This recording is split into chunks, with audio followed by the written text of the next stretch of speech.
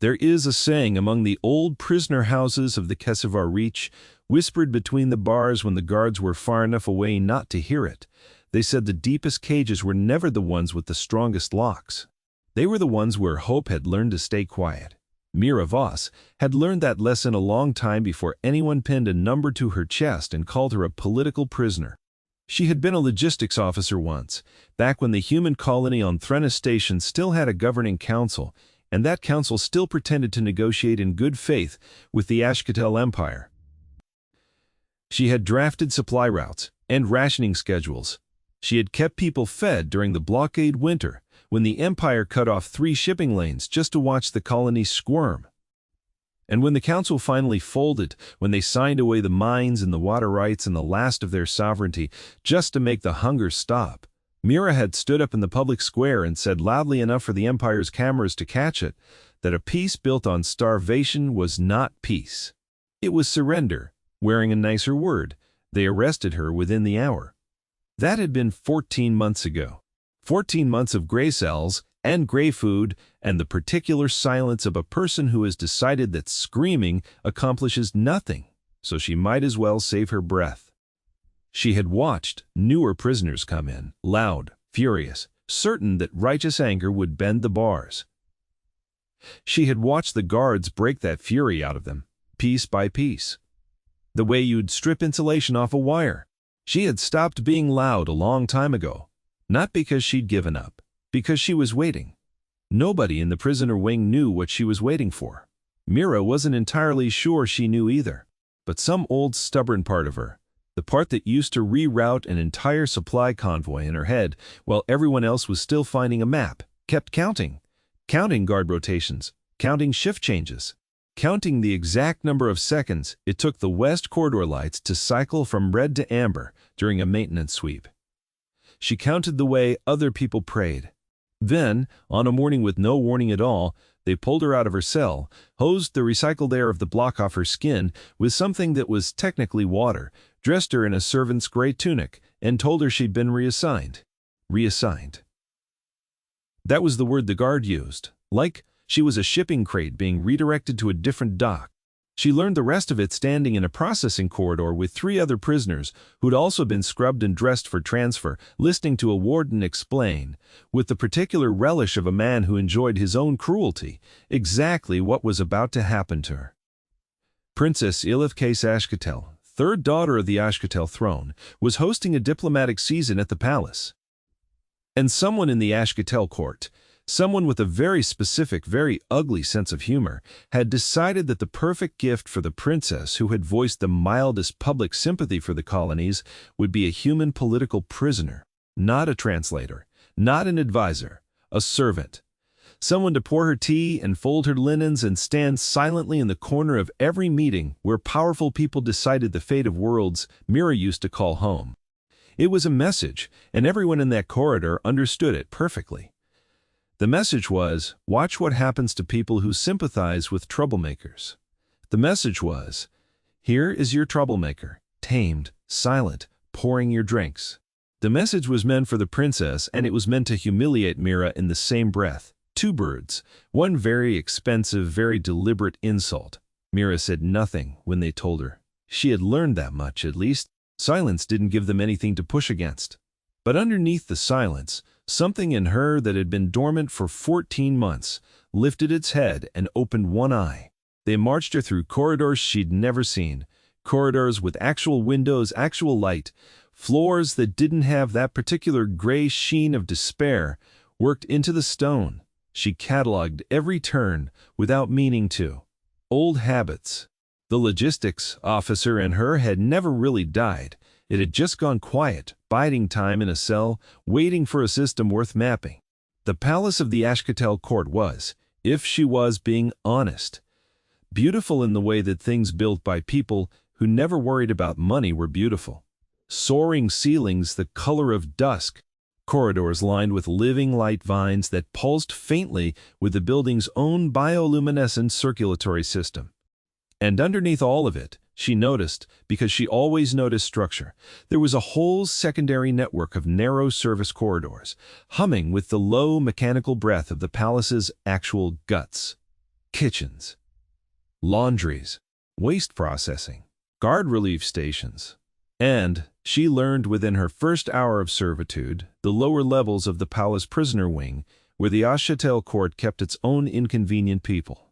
Political dissidents, failed diplomats, a scattering of humans who had made the mistake of being useful once and inconvenient twice.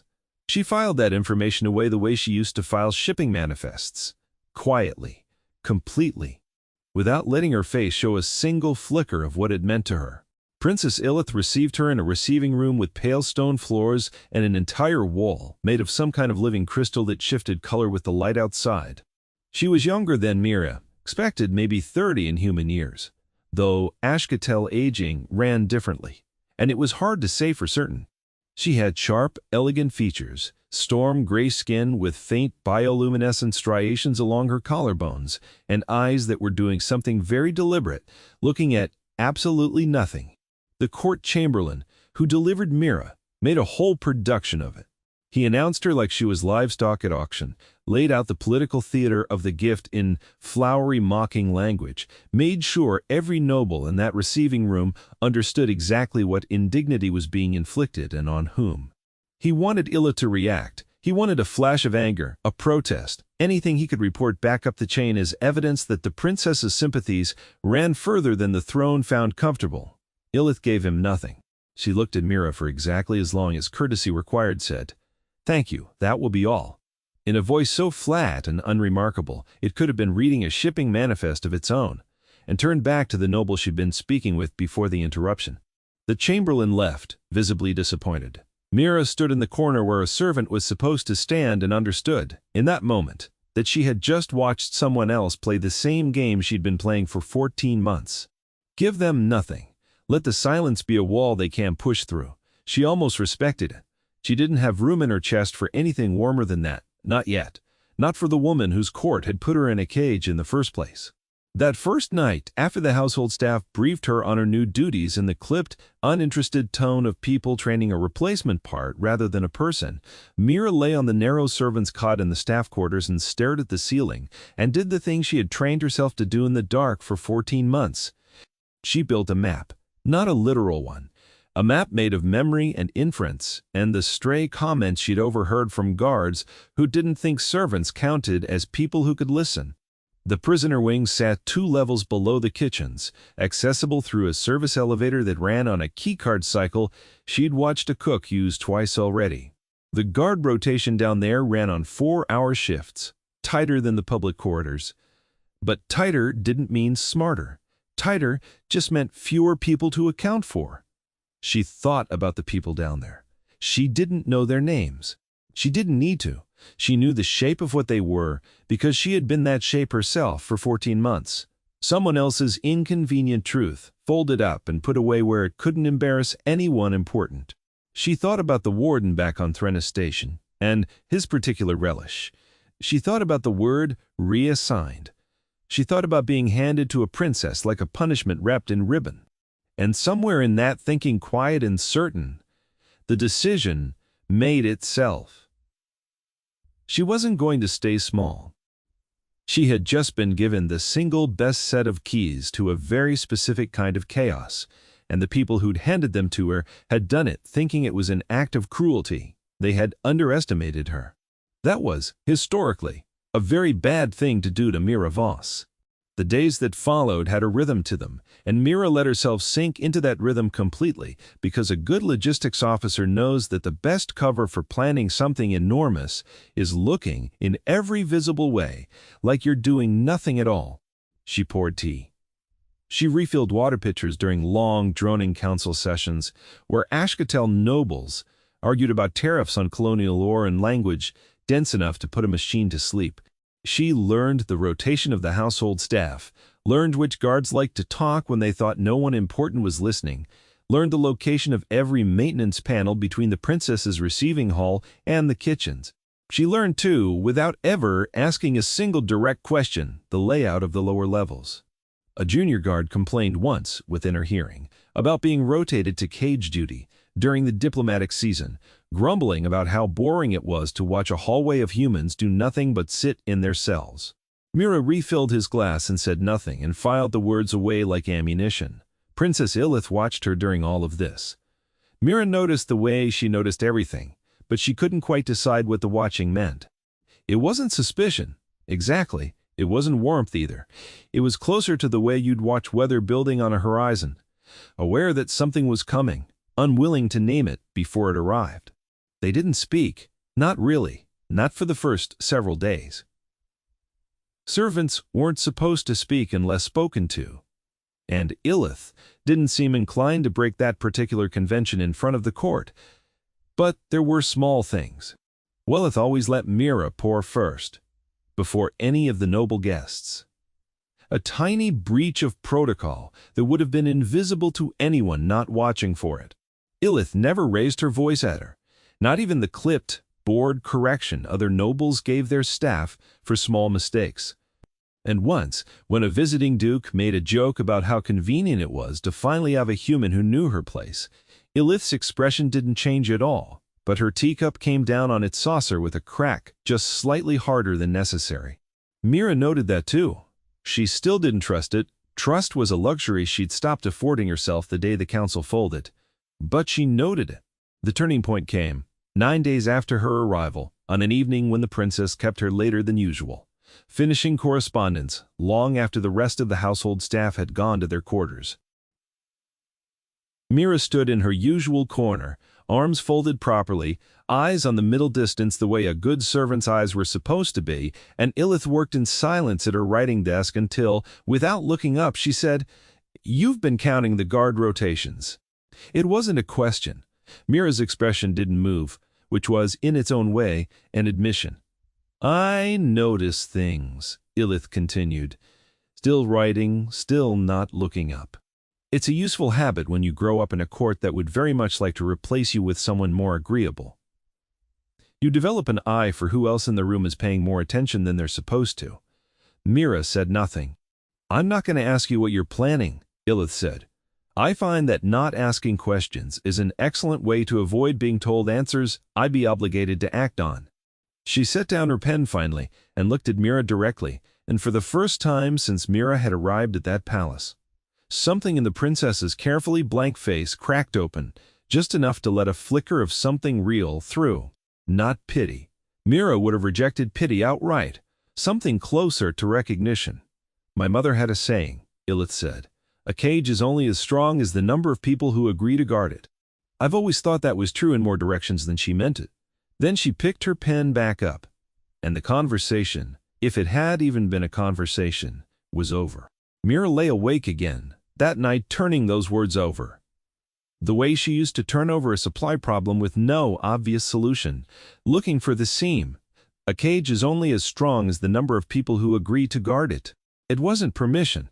Ilith hadn't given her permission, hadn't offered help, hadn't committed to anything at all that could be traced back to her if it went wrong. But it wasn't nothing, either. It was a door left very deliberately unlocked, with nobody willing to admit out loud that they'd unlocked it. Mira decided that was enough. She spent the next 4 days finishing the map in her head, and this time she wasn't building it out of idle habit.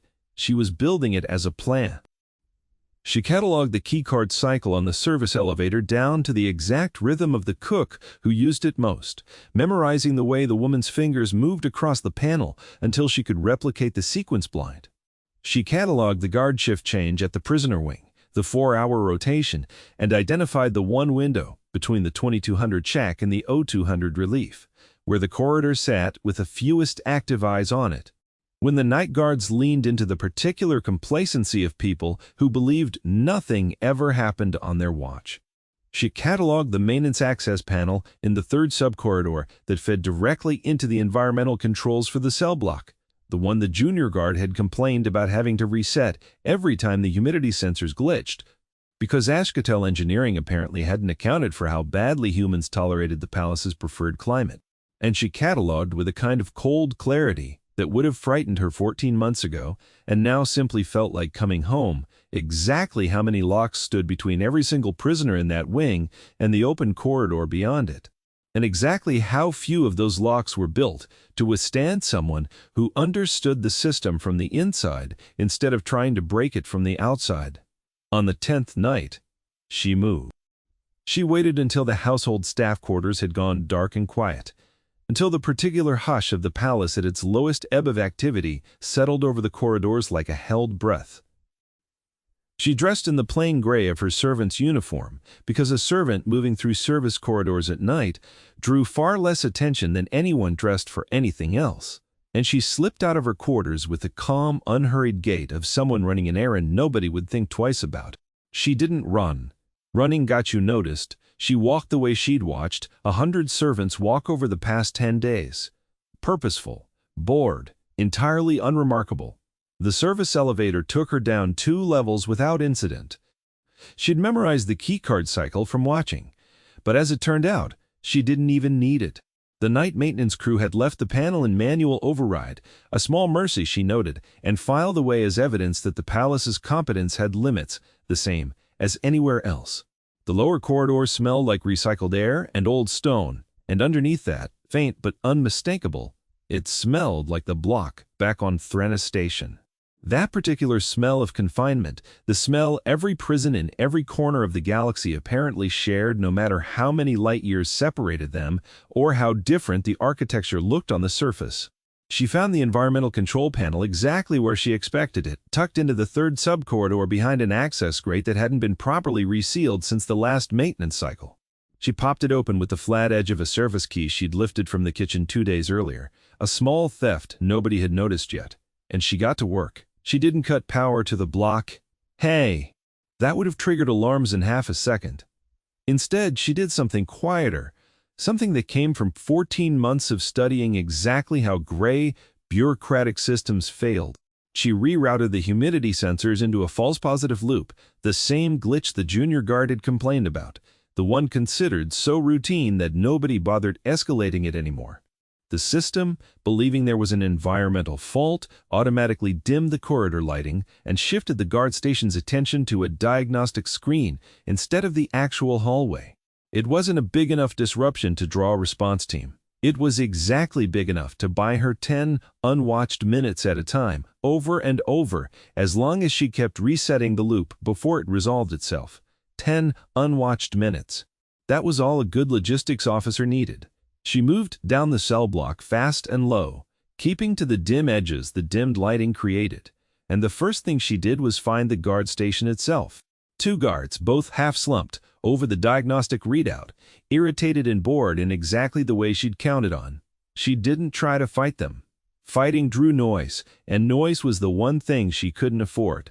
Instead, she used the second thing she'd lifted from the kitchens over the past 10 days. Small vial of concentrated sedative meant for calming panic delivery beasts during transport. Something she'd noticed sitting unattended in a supply closet and quietly, patiently, pocketed against a day she hadn't been sure would ever come. She tipped it into the guard station's shared water dispenser and waited, heart steady, breathing slow, while the 2 guards on duty drank from it over the following 20 minutes and slowly, one after another, slumped into a sleep too deep to be anything but chemical. She didn't feel guilty about it. She had spent 14 months learning exactly how much guilt these systems deserved from the people they caged, and the answer, she decided, was none at all. Then she went to the cells. The locking mechanisms were newer than the ones back on Threnna Station, but newer didn't mean smarter, and Mira had spent 10 days learning the palace's service architecture from the inside. She found the master release panel exactly where the layout of every other block in the palace told her it should be, tucked behind a service door, 2 guards down from the main station, protected by a code she didn't know. She didn't need to know it. She'd watched the same cook enter a nearly identical code into the kitchen's inventory lock every single day for 10 days, muttering the numbers under her breath as she typed them. An old habit born of a memory that needed the rhythm of speech to hold on to anything. Palace systems, it turned out, reused far more architecture than anyone in charge probably realized. The code worked on the first try. The panel lit green. She didn't release every cell at once. That would have triggered a cascade alarm, several locks disengaging, simultaneously registering as a system fault instead of individual clearances. So she did it the slow way, the careful way, the way an experienced logistics officer moves inventory through a bottleneck, one at a time, staggered, patient. Cell by cell, down the long gray corridor, the locks clicked open. The first prisoner to step out was an old man, human, his hair gone entirely white, his eyes wide with a confusion that hadn't caught up yet to what was happening. He didn't say anything. He just looked at Mira in her servant's gray, standing in a dimmed corridor, with an unlocked cell door swinging gently on its hinge, and something in his face folded in on itself, 30 years of composure breaking all at once. "Quiet," Mira told him, low and steady. "Move to the end of the corridor. Wait there. Don't run yet." He nodded, and did exactly as she said, because something in her voice apparently carried the same weight it used to carry when she was rerouting an entire convoy through a war zone and needed people to trust her without asking why. Cell after cell, she repeated the process. An Ashketel political dissident who'd apparently spoken too freely about corruption in the tariff ministry. A pair of diplomats from a border world who'd made the mistake of negotiating too well. A young human woman, barely out of her teens, who Mira learned later had been arrested for the crime of translating a banned pamphlet, nothing more. Each one she released quietly, calmly, with the same low instruction. Move to the end of the corridor. Wait. Don't run yet. By the time she reached the last cell in the block, she had 19 people standing in a loose, silent cluster at the corridor's end, watching her with the particular expression of people who couldn't yet believe their own eyes, who kept waiting for the moment this turned out to be a trick, a test, another cruelty dressed up as mercy. Mira didn't blame them. She'd have felt the same. She didn't lead them out through the front. That would have meant crossing the main guard checkpoints, and even with the environmental diversion buying her time, that was a risk she wasn't willing to take with 19 lives on the line. Instead, she led them through the service corridor she'd spent 10 days memorizing, the same narrow, humming artery she'd used to move through the palace unnoticed as a servant, down past the laundries, past a waste processing junction that smelled foul enough to make the youngest of them gag, and out through a maintenance egress that led on to the palace's lower agricultural terraces. From there, she gave them the only thing she had left to give: information. She told the Ashketel dissident how to reach the underground network that ran messages between border sympathizers, information she'd overheard in fragments over 10 days of pouring drinks for people who forgot servants had ears. She told the border diplomats which merchant docks still ran routes that avoided Ashketel customs entirely. She told the young translator gently exactly where the nearest human relief network operated out of 3 transit hubs away, and pressed into her hand the small stash of currency chips she'd been quietly skimming from kitchen petty cash for the past week and a half. "Go now," she told all of them. "Spread out. Don't travel in a group larger than 3. If anyone asks, you were never in that block." The old man with the white hair caught her wrist before he left, his grip trembling, his eyes wet in a way he didn't try to hide. "Who are you?" he asked. Mira thought about the question longer than the moment probably allowed for. She thought about Threnna Station, about the square, about the words she'd said that got her thrown in a cell in the first place. A peace built on starvation is not peace. "Nobody important," she said finally. "Go." He went. She watched all 19 of them disperse into the dark terraces, scattering like sparks off a struck flint. And then she turned around and walked back the way she'd come, through the humming service corridors, back past the sleeping guards at their station, resetting the environmental loop one final time so the system would resolve itself naturally in another 20 minutes, erasing the evidence of exactly how long the corridor had actually gone dim. She made it back to the staff quarters with 40 minutes to spare before the morning shift bell, and she lay down on her narrow cot and closed her eyes. And for the first time in 14 months, sleep came fast and dreamless and complete.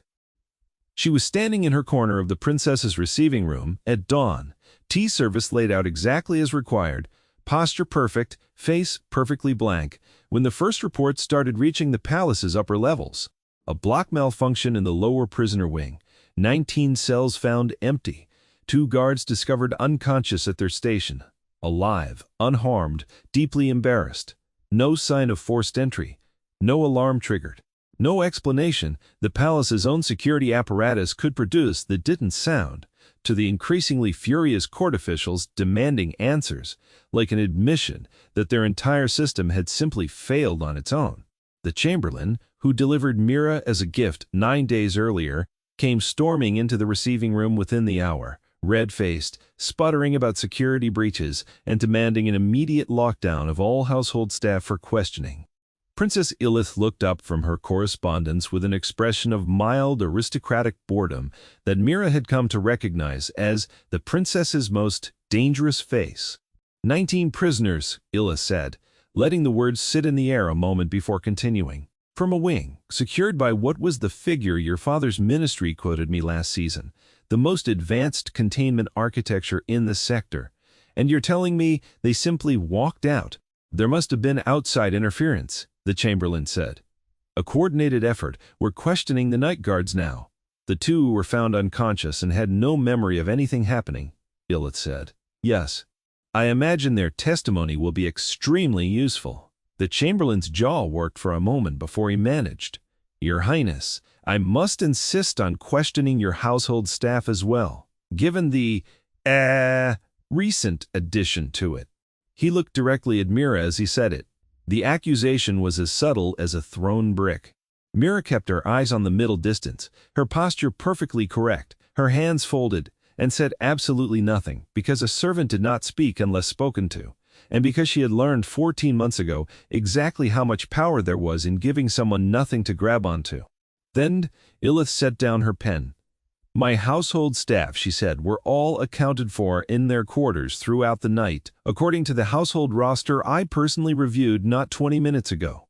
This was, as far as Mira knew, an outright fabrication, delivered with the smooth, unbothered confidence of someone who had never once been caught in a lie in her life and did not intend to start now.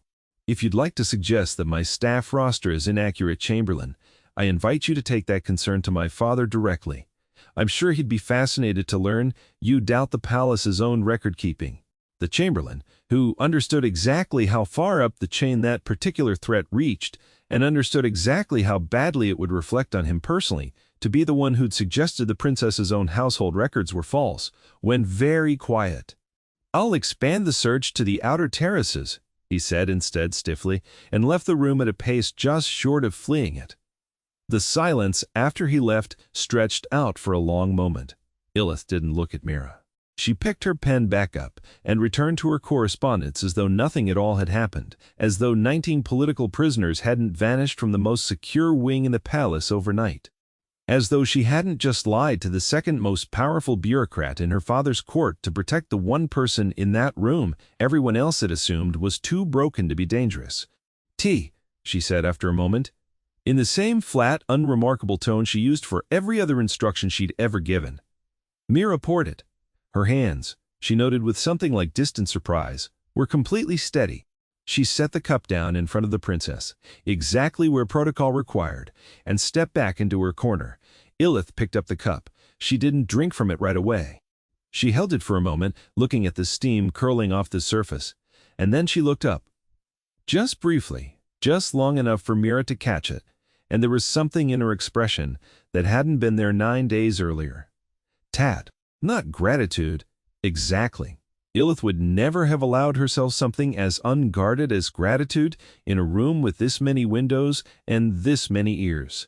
It was closer to respect, the particular respect of one careful, competent person recognizing another. You look tired, Ilith said, in a voice pitched for exactly the 2 of them. I slept well, Your Highness, Mira said. Ilith held her gaze for one more second.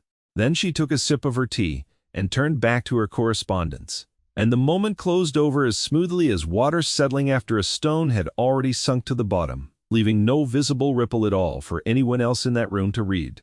The search for the missing prisoners ran for 3 weeks and turned up nothing. 19 people had scattered into a galaxy that it turned out had far more sympathizers and safe corridors than the Ashketel court had ever bothered accounting for, and every single one of them made it somewhere safer than where they'd started. The old man with the white hair eventually resurfaced on a border world, alive, running a modest print shop that occasionally produced pamphlets the local authorities found politically inconvenient. The young translator made it to a relief network, 3 transit hubs away, exactly as promised, and years later would tell the story of the night a servant in gray unlocked her cell door to anyone who would listen. The palace never officially closed the investigation. Officially, it remained an unsolved security failure, an embarrassment, quietly buried under enough bureaucratic paperwork that nobody with real power wanted to keep asking questions about it. Unofficially, everyone from the chamberlain down to the lowest guard understood, without ever saying it aloud, that asking too many more questions risked uncovering an answer that implicated someone far too well connected to touch. Mira stayed on as household staff for the rest of that diplomatic season, and the one after that, and the one after that. She poured tea. She refilled water pitchers. She stood in her corner during long council sessions and said nothing, and watched and counted the way she always had. But something had shifted, quietly, permanently, in the space between her and the princess she served. Ylith never asked her outright what had happened that night in the lower corridors. Mira never offered a confession. But the small unspoken accommodations continued and multiplied. Mira found herself given more latitude in the household schedule than any servant should reasonably expect. She found certain doors left unlocked at certain hours for reasons nobody ever explained. She found on more than one occasion over the following year that entire wings of low-security detention somehow developed the exact same kind of environmental malfunction that had struck the prisoner block that first month, always at hours when the fewest guards were paying attention. Always resolved before anyone thought to ask too many follow-up questions. The palace, slowly, without anyone in the official record ever admitting it, became a slightly less efficient prison than it used to be. 2 years later, when the political tides finally shifted and the Ashketel throne began, under pressure from a coalition of border worlds and a quietly persistent princess who had somehow developed an unusual interest in colonial policy, negotiating a genuine peace with the human colonies instead of the starvation dressed up as peace. Mira had once stood up in a square to condemn. Ylith requested one specific condition be written into the treaty by name: full pardon and release for the human prisoner, formerly designated as household staff under her personal service. The court barely blinked at the request. By then, everyone understood that the princess's household staff had somehow, over 2 years, become one of the most quietly influential fixtures of her diplomatic apparatus, and nobody wanted to be the one who asked the princess to justify her own choices. Mira Voss walked out of that palace a free woman, on a morning bright enough that she had to shield her eyes against a sun she hadn't stood under, uncounted and unwatched, in over 3 years. Ylith met her at the gate, which was not, strictly speaking, something a princess needed to do for a former servant, and which every gossip in the court would spend the following month trying to interpret. "You could stay," Ylith said, "not as staff, as something the treaty actually has a category for. If you wanted one. Prida." Mira looked back at the palace behind her, at the pale stone and the living light vines, and the lower corridors. She knew better than anyone else alive who wasn't born in that building. "There's a colony that needs someone who understands logistics," she said, "and a girl in a border world who's still waiting to hear that the woman who let her out of a cell made it out safely, too." Ylith nodded, like she'd expected exactly that answer. "Then go," she said, quietly. "You're good at that." Mira almost smiled. It had been a long time since anything had come close to earning one. "I learned it from someone," she said, "who lies to chamberlains for a living." For just a moment, something in Ylith's carefully composed face cracked wide open into something unguarded and real, and she laughed, actually laughed, a short, startled sound that seemed to surprise her as much as anyone.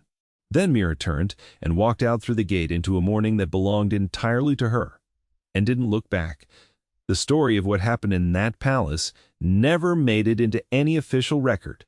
No treaty footnote mentioned a night when 19 locks opened on their own. No court history remembered the servant who poured tea with perfectly steady hands. The same morning, a security system failed for reasons nobody could explain.